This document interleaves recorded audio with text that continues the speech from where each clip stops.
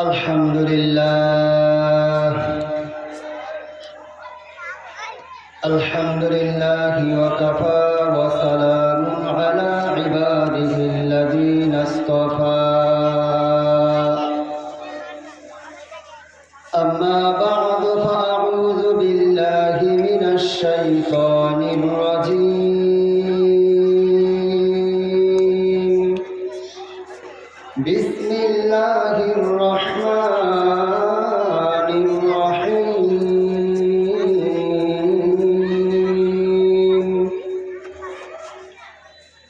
والعصر إن الإنسان لفي خسر إلا الذين آمنوا وعملوا الصالحات وتواصوا بالحق وتواصوا بالصبر صدق الله العظيم.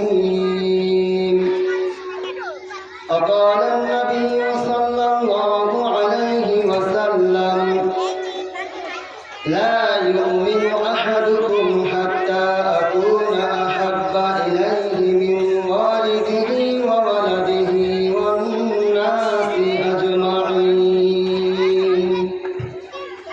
أو كما قال عليه الصلاة والسلام.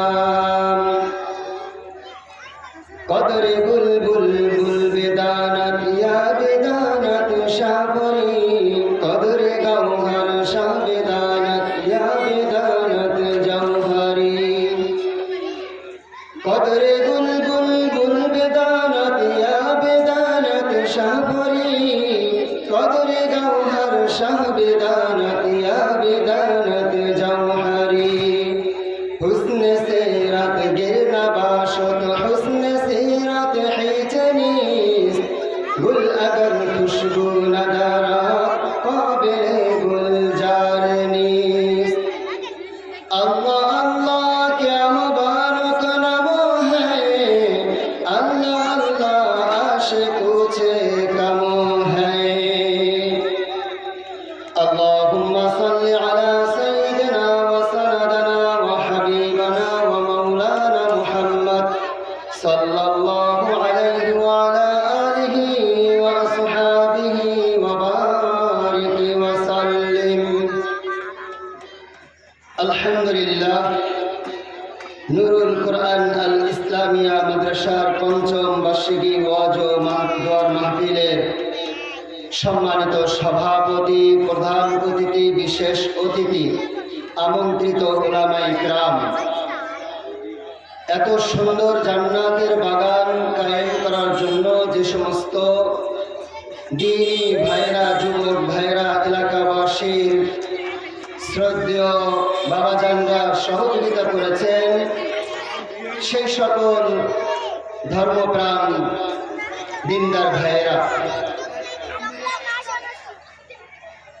ডানে বামে যত দূর পর্যন্ত মাইক লাগানো আছে, আওয়াজ যাচ্ছে, সকল ধর্মপ্রাণ মা ও বোনেরা, প্যান্ডেলের নিচে আমার স্নেহের যুবক এবং ছোট কিশোর বৃদ্ধ বাবাজানরা, ওই রবের দরবারে লাখো কোটি শুকরিয়া আদায় করছি যে রব আমাদেরকে দুনিয়ার সমস্ত কাজ থেকে ফারেক করে আল্লাহ এবং রাসূল সাল্লাল্লাহু আলাইহি ওয়াসাল্লামের অসংখ্য অগণিত হাদিস, আল্লাহ তাআলার কালামের আলোচনা, উলামায়ে হক, উলামায়ে দেওবন্দীদের মুখ থেকে, পবিত্র জবান থেকে আলোচনা করার এবং শোনার যেই মালিক আমাদেরকে সুযোগ করে দিলেন, ওই রবের দরবারে শুকরিয়া আদায় করি। সকলে বলে আলহামদুলিল্লাহ।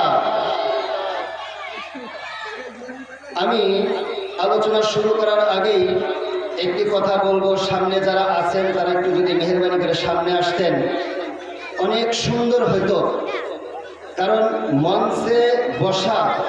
মঞ্চে বসে আলোচনা শোনা এটার তাসির ভিন্ন, বাহির থেকে আলোচনা শোনা এটার তাসির ভিন্ন। মুতাকাল্লিম বলনেওয়ালা যখন সামনে কাউকে পায়, শ্রোতা পায়, তখন মুতাকাল্লিমের কথা বলতে সহজ হয়, বলনেওয়ালার কথা বলা সহজ হয়। শ্রোতা যারা থাকি আমরা, যারা শুনি, তাদের শ্রবণ করা সহজ হয়। দুই একটি কথা আলোচনা আপনাদের সামনে করব কালামে পাকের। এজন্য আপনাদের সামনে সরাসরি উপবিষ্ট থেকে কোরআন ও হাদিসের আলোচনা করা এবং শোনা, এটার বরকত স্বয়ং আল্লাহ তাআলার পক্ষ থেকে, এটা আমাদের পক্ষ থেকে না। হিদায়াতের মালিক আল্লাহ। যখন মুতাকাল্লিম বলবে, শ্রোতা যখন শুনবে, সরাসরি ফেস টু ফেস হবে, সেখানে আল্লাহ তাআলার রহমত আসবে। আর আল্লাহ তাআলার রহমত নেয়ার জন্য প্রথম শর্ত হইল সামনের জায়গাকে পরিপূর্ণ করে বসা। এই জন্য ছোট ছোট বাচ্চাদেরকে বলবো, তোমরা সামনে আসেন, আপনারা সামনে আসেন, সবাই আপনারা সামনে আসেন। বৃদ্ধ এবং যুবক যারা আছেন, তারা ডাইনে বামে ঘোরাফেরা করছেন, তারা প্যান্ডেলে চলে আসেন। আল্লাহ তাআলা বরকত দেবে ইনশাআল্লাহ। আল্লাহ তাআলা আমাদেরকে এমন একটা সময় এখানে বসার জন্য সুযোগ করে দিয়েছেন, যেই সময়টা আসলেও অনেক মূল্যবান সময়। আসরের পর থেকে মাগরিবের নামাজের পূর্ব মুহূর্তের সময় আমাদের আকাবেররাও এদিক সেদিক কথা বলতেন না, মসজিদের কোণে বসে বসে তাসবিহ তাহলিল পড়তেন। কেন? এই সময়টা আযাব আসার সময়, এই সময়টা বিশেষ রহমত আসার সময়। এবং কিয়ামত যখন সংঘটিত হবে, এই যে আসরের পর থেকে নিয়ে আপনার সূর্য হস্তের দিকে যাচ্ছে, পরের দিন আর সূর্য উঠবে না, তার মানে এখন থেকেই সেই সময় শুরু হয়ে যাবে। তো এই জন্য এই সময়টাকে মূল্যায়ন করে যদি আমরা এদিক সেদিক ঘোরাফেরা না করে মঞ্চে এসে বসি, হতে পারে এটা আমার জীবনের জন্য হেদায়েতের জরিয়া। ঠিক না বেঠি? এই জন্য আল্লাহ তাআলা আমাদের প্রত্যেককে সহিভাবে কোরআন ও হাদিস বোঝার তৌফিক দান করুন। সকলে বলেন আমিন। মুহতারাম দোস্ত বুজুর্গ, আমি আপনাদের সামনে যেই সূরা খানা তেলাওয়াত করেছি, এই সূরাতুল আসরি আমরা সকলেই পড়ি বা আমরা সকলেই কম বেশি জানি। আল্লাহ তাআলা এই সূরাকে কেন নাজিল করলেন, এই সূরাটা আমার জীবনের জন্য কি শিক্ষা দিচ্ছেন, এই সূরা আল্লাহ তাআলা কালামে পাকের মধ্যে নাজিল করেছেন একটি বিশেষ ঘটনাকে কেন্দ্র করে। সেই ঘটনাটা কি, যদি আজকে এখানে স্পষ্ট করে না দিই, তাহলে সেই কথাটা আমার উজ্জ্বল থেকে যাবে, আপনাদের ভিতরে প্রশ্ন থেকে যাবে। আলোচনাটা হলো, সূরাতুল আসরি যখন আল্লাহ তাআলা নাজিল করেন, আবু বকর সিদ্দিক রাদিয়াল্লাহু তাআলা আনহুর সাথে জৈনব ইহুদির খুব সুসম্পর্ক ছিল। একজন ইহুদির সাথে এরকম সম্পর্ক ছিল, তারা যেখানেই যাইতেন পরস্পর দুজন একসাথেই যাইতেন, একসাথেই বসতেন, একসাথে সব কিছু করতেন, ব্যবসা বাণিজ্য চলাফেরা সব একসাথে করতেন। একটা পর্যায়ে গিয়ে আল্লাহ সুবহানাহু ওয়া তাআলা আবু বকর সিদ্দিক রাদিয়াল্লাহু তাআলা আনহুকে হিদায়াত দিয়ে দিয়েছেন, সে হিদায়াত প্রাপ্ত হয়ে গেছেন এবং আল্লাহ রাসূল সাল্লাল্লাহু আলাইহি সাল্লামের কাছে গিয়ে কালিমা পড়ছেন। কালিমা পড়ার কারণে ওই ইহুদি, ওই আপনার অন্য ধর্মাবলম্বী, সে আবু বকর সিদ্দিক রাদিয়াল্লাহু তাআলা আনহুকে বলতেছেন, তুমি তো ইসলাম গ্রহণ করলে, মুহাম্মাদের কথা শুনলে, ঠিক আছে, তোমার সাথে তুমি থাকো, তোমার কাজ নিয়ে তুমি থাকো, আমি আমার কাজ নিয়ে থাকি, দুইজনের ভিতরে চলাফেরা ঠিকই হচ্ছে আলহামদুলিল্লাহ। কিন্তু বিষয় হলো, আবু বকর সিদ্দিক রাদিয়াল্লাহু তাআলা আনহুর হঠাৎ করে একদিন থেকে মন খারাপ করে বসে আছেন, আর ওই ইহুদি খুব হাসি খুশি আছেন।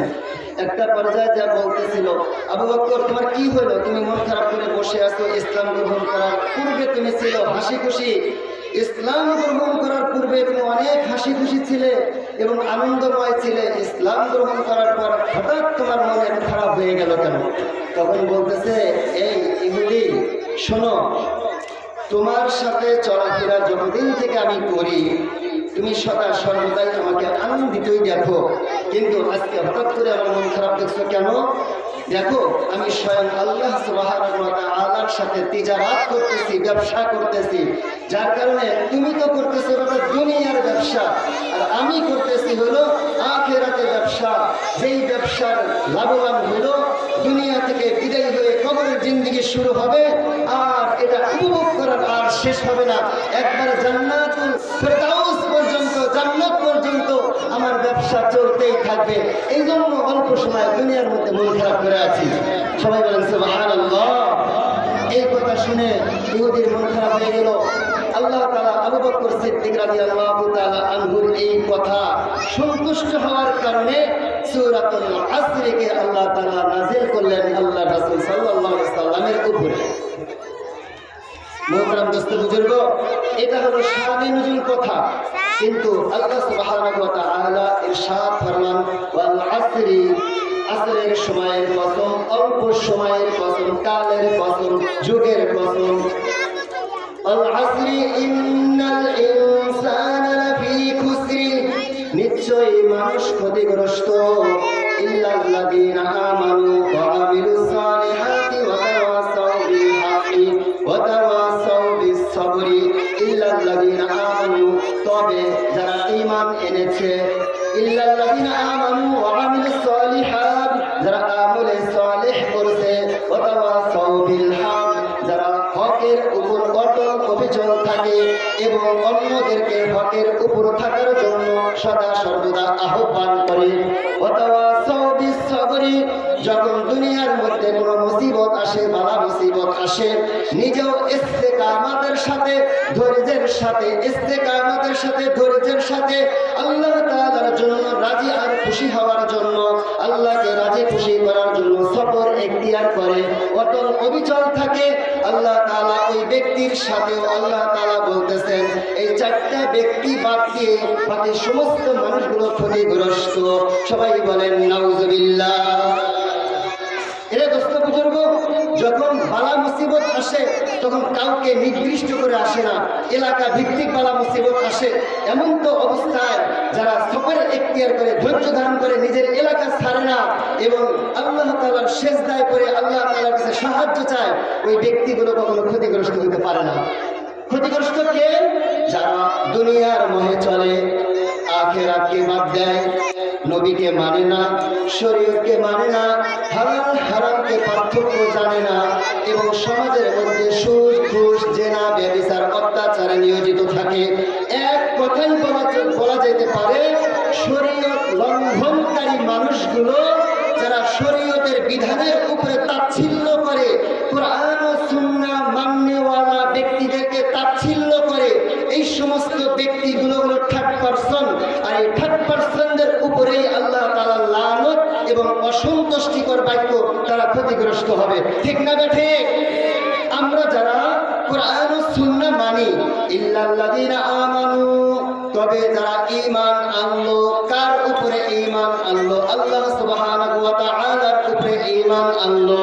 ইল্লাল্লাযীনা আমানু ওয়া আমিলুস সালিহাত, যখন সদা সর্বদা নেক কাজ করে, কোন সময় সে নেক থেকে খালি থাকে না,